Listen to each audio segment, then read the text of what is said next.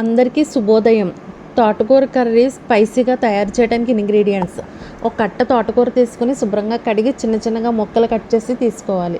పోపు వేయడానికి వెల్లుల్లి, ఎండుమిర్చి, జీలకర్ర, ఒక ఉల్లిపాయ చిన్న చిన్నగా ముక్కలు కట్ చేసుకుని 2 స్పూన్లు పల్లీలు తీసుకోవాలి.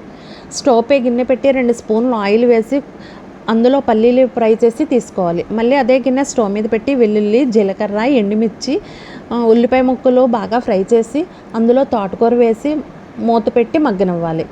ఒక మిక్సీ జార్ తీసుకుని పల్లీలు, కారం, పసుపు, టేస్ట్కి తగ్గట్టు సాల్ట్, 2 కొబ్బరి ముక్కలు వేసుకుని మిక్సీలో బరకగా పౌడర్ చేసుకోవాలి.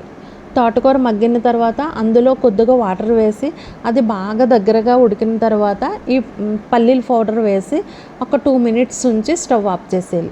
ఈ కర్రీ తోటకూర పల్లీలు స్పైసీ కర్రీ మంచి టేస్ట్గా చాలా రుచికరంగా రెడీ అవుతుంది. అది రైస్లోకి, చపాతీల్లోకి వేసుకుంటే ఎప్పుడు తినని వాళ్ళు కూడా తోటకూర కర్రీ చాలా ఇష్టంగా తింటారు.